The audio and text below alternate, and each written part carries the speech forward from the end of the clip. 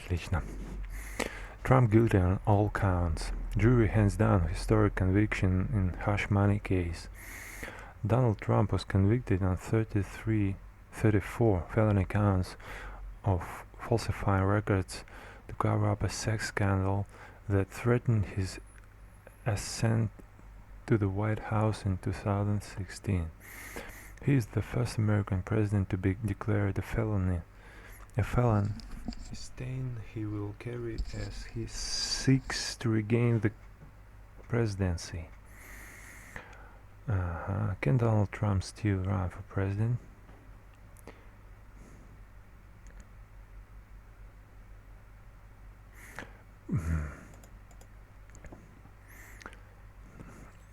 The Constitution of U.S. law have clear answers for only some of the questions raised by the criminal conviction of a major presidential candidate. Not since Eugene V. Debs campaigned for a prison cell more than a century ago has the United States experienced what is now happening. A prominent candidate, видно известный выпуклый выдающийся, a prominent candidate with felony convictions running for president. And never before has that candidate been someone with a real chance of winning.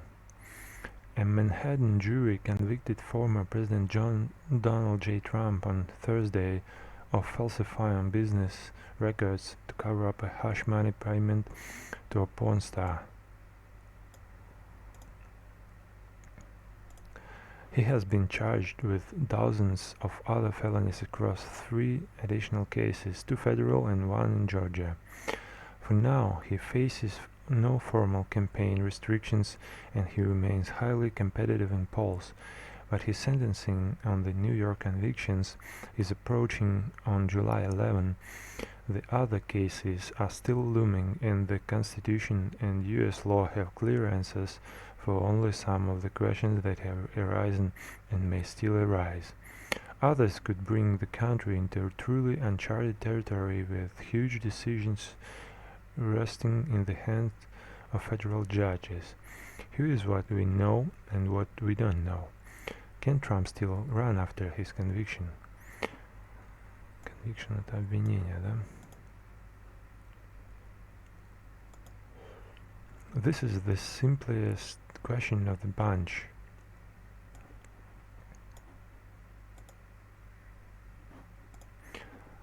The answer is yes. The Constitution sets every few eligibility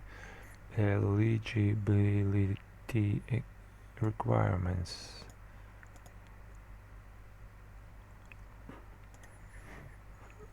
For presidents, the Constitution sets very few eligibility requirements for presidents. They must be at least 35 years old, be natural-born citizen, and have lived in the United States for at least 14 years. There are no limitations based on character or criminal record. While some states prohibit felons from running for state and local office, these laws don't apply to federal offices. The Republican and Democratic parties have guaranteed spots in federal and general election ballots in every state, and the parties tell election officials whose name to put in their spot. States could, in theory, try to keep Mr. Trump off ballot by passing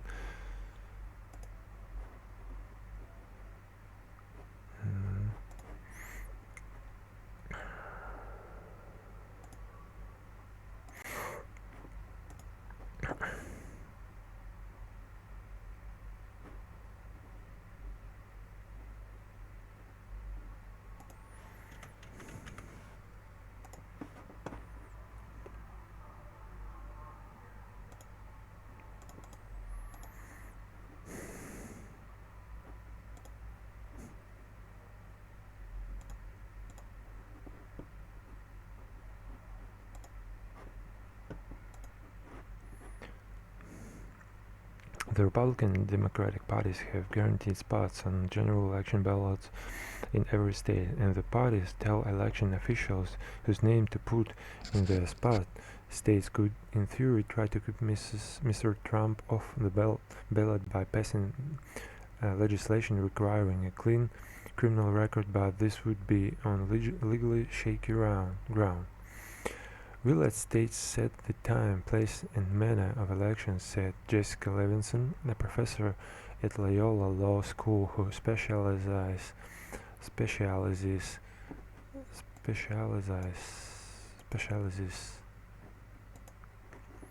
let's listen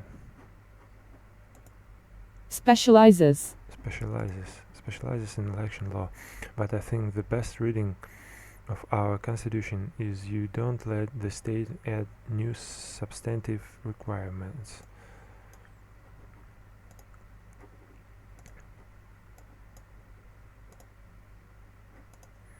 While that view is not universal among legal experts, it prevailed in court in 2019 after California passed a law requiring candidates to release their tax returns in order to appear on primary ballots.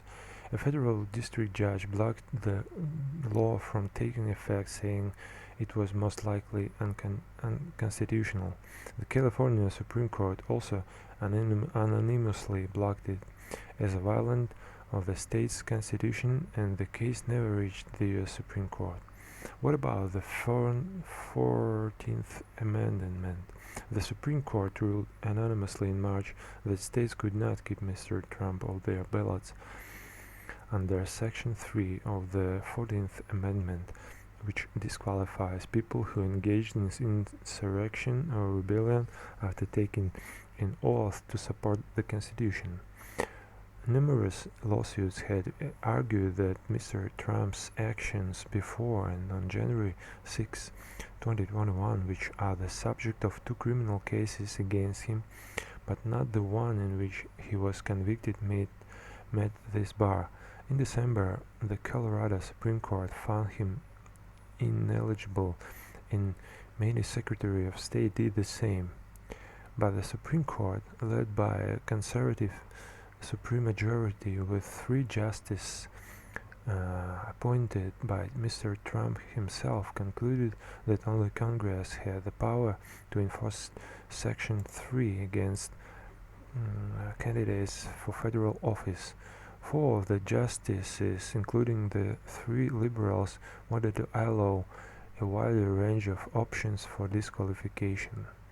Congress is not going to do what that with Republicans in control of the House, and the 14th Amendment is separate from criminal cases, meaning convictions in the election-related cases would not disqualify Mr. Trump either. Congress can designate either groups of people to whom Section 3 applies, such as people who fought for the Confederacy, or specific crimes that, upon conviction, would prompt disqualification, said Anthony Michaels Chris, an assistant professor of law at Georgia State University. But none of the crimes Mr. Trump is charged with carry that automatic penalty. Whether or not Trump is tried, convicted, acquitted, that's a separate question from whether or not the disqualified, said Richard Hansen, an election law expert at the University of California, Los Angeles. One of the charges in the federal case related to Mr. Trump's efforts to overturn the 2020 election, conspiracy to violate civil rights, unscarred a disqualification penalty, Mr. Kress said, but Congress removed it decades ago. Could the party replace him on the ticket? Now that Mr. Trump has secured a majority of delegates to the Republican convention, the party has no mechanism to nominate somebody else.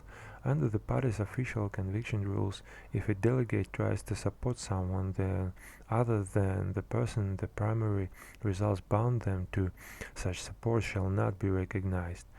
Nor have top Republicans shown any interest in another nominee. If he were forced to withdraw from the race after the conviction, party leaders could replace him then. They considered doing so in 2016 after the release of the Access Hollywood tape in which he bragged out about grabbing women's genitals. But this is highly unlikely given how vigorously the party has circled the wagons around him. Can he vote after his conviction? It depends on his sentence. Here's what we know. Here's what we know. Mr. Trump is registered to vote in Florida, and people convicted of felonies are disenfranchised more. Most felons in Florida regain voting rights after completing their full sentence, including parole or probation, and paying all fines and fees. But depending on what the sentence is, Mr. Trump may not have time to complete it before Election Day. New York's rules are somewhat more lenient. Felons there can vote while on parole or probation. And there is a chance that if New York would let Mr. Trump vote, then Florida will too. There is a provision in Florida law that might apply New York standards because that's where the conviction happened. A spokesman for the Florida Secretary of State's office did not immediately respond to inquiries on Thursday about that provision. But as in Florida and almost every other state, felons in New York are still disenfranchised. Disenfranchised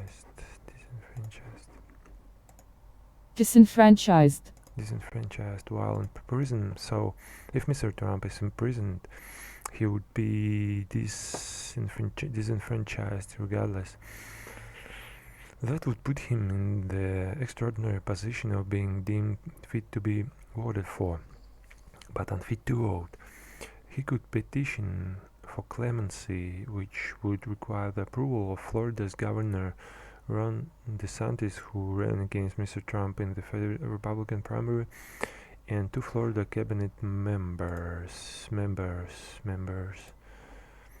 Chris Taylor, the Director of External Affairs for the Florida Commission on Offender Review, confirmed that Florida residents convicted of a felony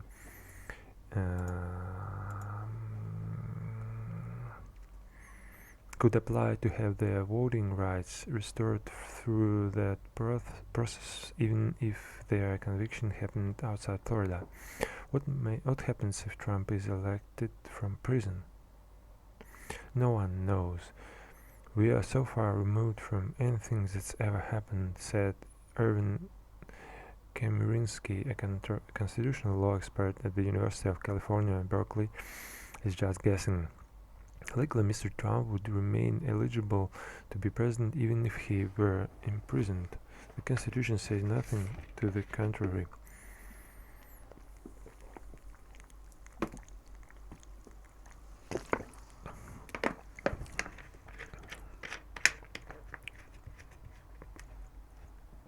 I don't think that the farmers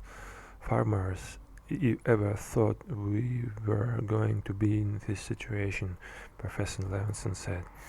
In practice, the election of an incarcerated president would create a legal crisis that would almost certainly need to be resolved by the courts.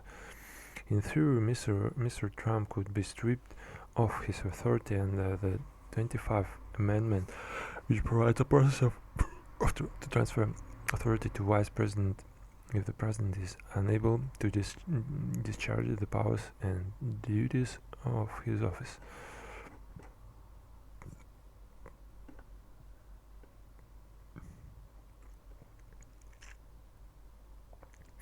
But that would require the vice president and the majority of the cabinet to declare Mr. Trump unable to fulfill his duties, a remote prospect given that this would be loyalists appointed by Mr. Trump himself. More likely, Mr. Trump could sue to be released on the basis that his imprisonment was preventing him from fulfilling his constitutional obligations as president. If he were convicted in one of the two federal cases before the election, an increasingly unlikely prospect given his lawyer's success in delaying both of those cases and then won in November, he could also try to pardon himself or to commute his sentence after getting into office. That would leave his conviction in place but end his imprisonment. Either action would be an extraordinary assertion of presidential power and the Supreme Court would be the final arbiter of whether a self-pardon was constitutional, or President Biden on his way out the door could pardon Mr. Trump on the basis that the people have spoken and I need to pardon him so he can govern, Professor Kaminsky said. Chemerinsky. But a presidential pardon is not an option in relation to the New York case and would not be in the Georgia case either, because the president does not have pardon power for the state charges. What if he is elected with cases still in progress? In the two federal cases, most likely a Trump-appointed Attorney General would withdraw the charges. The Justice Department does not indict sitting presidents, a policy outlined in the 1973 memo during the Nixon era. It has never had reason to develop a policy on what to do with an incoming president who has already been indicted, but the rationale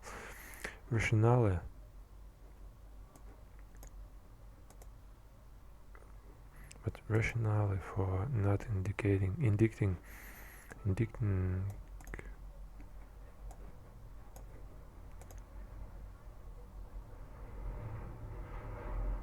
But the rationale for not indicting sitting presidents,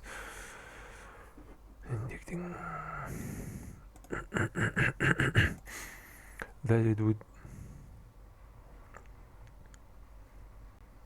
it would interfere with their ability to perform their duties applies just as well in this hypothetical scenario.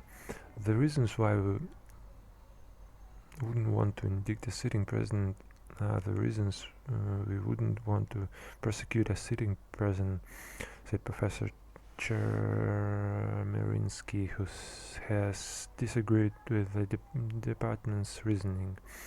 My guess is if the Trump prosecution were still ongoing in some way and Trump were elected, the Justice Department, which would be the Trump Justice Department, would say we're following the 1973 memo. Like so much else here, this would be legally untested and it is impossible to say what the Supreme Court would do if the question reached it. What would happen to the Georgia case, a state criminal proceeding beyond the reach of a Trump-run Justice Department, is a harder question still, one the country has never had reason to develop a road map for. In its Clinton vs. Jones ruling in 1997, the court allowed a lawsuit against President Bill Clinton to proceed, but that case was civil, not criminal, and it was filed by a private citizen, but not by the government itself. Alright.